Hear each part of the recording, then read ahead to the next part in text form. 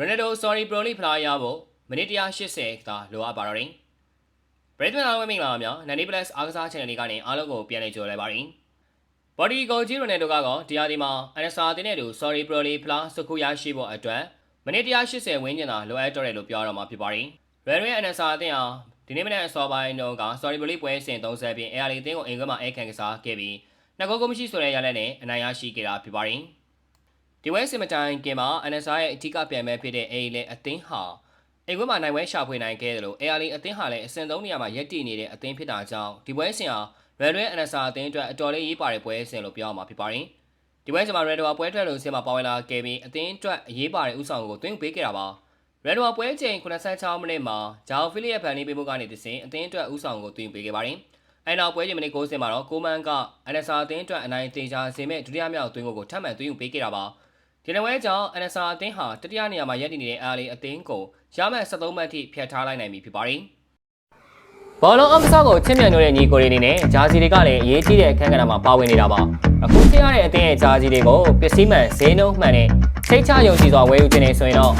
YGN ဂျာစီ short ရှိပါတယ်။ကလပ်အသင်းနိုင်ငံအသင်းအစော်ရဲ့ဂျာစီတွေကို player version, fan version နဲ့ time made one set တွေအပြင်အသင်း t-shirt တွေလည်းရရှိနိုင်ပါတယ်။ Royal Express ရောက်တဲ့မျိုးတိုင်းကိုအိမ်ရောက်ဝယ်ချေစနစ်နဲ့ရောင်းချပေးတာမို့လို့စိတ်ချလက်ချဝယ်ယူနိုင်ပါတယ်ညီကိုတို့ကြီး။ဝယ်ယူအားပေးခြင်းတဲ့ညီကိုတွေအနေနဲ့ YGN ဂျာစီ short ရဲ့ Facebook page Messenger မှာသွားရောက်ဝယ်ယူနိုင်ပါတယ်ခင်ဗျာ။စိတ်ချမ်းသာခြင်း YGN မှာဂျာစီဝယ်ပါ။AR အသင်းအနေနဲ့လက်ချံပွဲစဉ်တစ်ပွဲချန်နေသည့်တိုင်အောင် NSR အသင်းကိုလိုက်မိဖို့ဆိုတာကတော်လေးကိုခရင်သွားခဲ့ပြီဖြစ်ပါတယ်။ဒါပေမဲ့ NSR အသင်းဟာဒုတိယနေရာကAR အသင်းကိုလည်းတပွဲပို့ကစား10မှတ်ထိဖျက်ထားနိုင်ခဲ့တာကြောင့်ရာသီကုန်မှု၄ပွဲအလိုမှာချန်ပီယံဆုရရှိဖို့အတွက်ရမှတ်9မှတ်သာလိုအပ်တယ်လို့ပြောရမှာဖြစ်ပါတယ်။ NSR အသင်းအနေနဲ့ဒီပွဲစဉ်ပြီးလို့ရှိရင် Aquadist အသင်းကိုအဝေးကွင်း Airsoft အသင်းကိုအဝေးကွင်းနဲ့AR အသင်းကိုအိမ်ကွင်းမှာစတိုက်ရင်ဆိုင်ကစားသွားမှာဖြစ်ပါတယ်။ဒုတိယနေရာကAR အသင်းနဲ့ရမှတ်10မှတ်ထိကွာဟနေခဲ့တာကြောင့် NSR အသင်းအနေနဲ့AR အသင်းနဲ့ပွဲစဉ်မတိုင်ခင်ကစားရမယ် Aquadist အသင်းနဲ့ Airsoft အသင်းတွေကိုနိုင်ရရှိခဲ့မယ်ဆိုရင်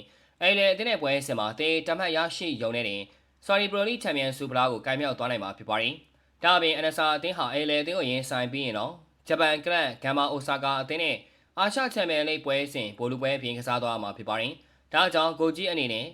Sorry Broly ဖလားနဲ့အာရှချန်ပီယံလိဖလားစုခုရရှိဖို့အတွက်ပွဲစဉ်၄ပွဲသာလိုရတယ်လို့ပြောရတာဖြစ်ပါတယ်။နောက်ပြီးဒီမနေ့ကပွဲစဉ်မှာသွင်းကိုတကိုသွင်းယူနိုင်ခဲ့တဲ့ Ronaldo ဟာလက်ရှိ Sorry Broly မှာသွင်းကို25ဂိုးထိသွင်းယူထားနိုင်ခဲ့ပြီဖြစ်ပါတယ်။ဒါလက်ရှိမှာ Sorry ဂိုးသွင်းပြင်ဖြင့်ဥဆောင်နေတဲ့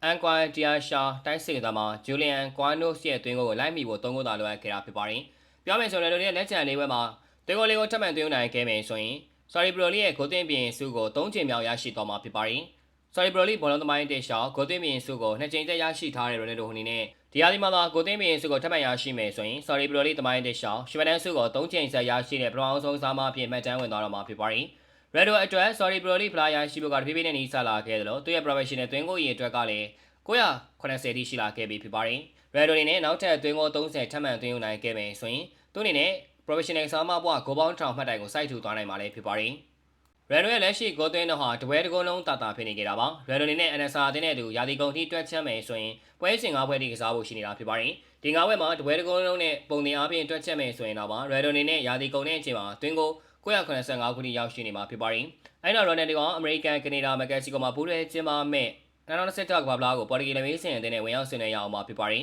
။အုပ်စုစဉ်ပွဲစဉ်3ပွဲမှာသွင်းကိုတကောစီသွင်းနိုင်ခဲ့မယ်ဆိုရင်တော့ Ronaldo အနေနဲ့အုပ်စုပွဲစဉ်ပြီးဆုံးတဲ့အခါမှာသူ့ရဲ့သွင်းကိုရည်အတွက်က988ခုထိရှိလာမှာပါ။အဲနောက်ရှုံးတဲ့အဆင့်32သိန်းအဆင့် quarter final အဆင့် semi final အဆင့်ဗိုလ်လုပွဲအဆင့်တွေတောင်းလျှောက်တက်ပြီးဂိုးတွေဆက်တိုက်သွင်းနိုင်မယ်ဆိုရင်တော့ Ronaldo ရဲ့သွင်းကိုရည်အတွက်ဟာကမ္ဘာဖလားအပြီးမှာ980ဒါမှမဟုတ်985ကိုဝင်းကျင်ကိုရောက်ရှိသွားနိုင်တာဖြစ်ပါတယ်။ဒီနေ့က Ronaldo အတွက်တော့ဘောလုံးသမိုင်းတစ်လျှောက်အလှပဆုံးဘောလုံးရာသီတစ်ခုဖြစ်လာမှာကျင်းနေပါပြီ။ဟုတ်ကဲ့ပါခင်ဗျာဗီဒီယိုလေးကတော့ပါပဲ။နောက်နေ့မှာလည်းအားကစားနဲ့ပတ်သက်တဲ့သတင်းအကြောင်းတွေကိုတင်ဆက်ပေးသွားမှာဖြစ်တာကြောင့်ကျွန်တော်တို့ရဲ့ page ကို like and follow လုပ်ပြီးဒီဗီဒီယိုလေးကိုလည်း share ပေးကြပါဦးလို့ပြောရင်းနဲ့ညီကောင်ချိုးလိုက်ရပါတယ်ခင်ဗျာ။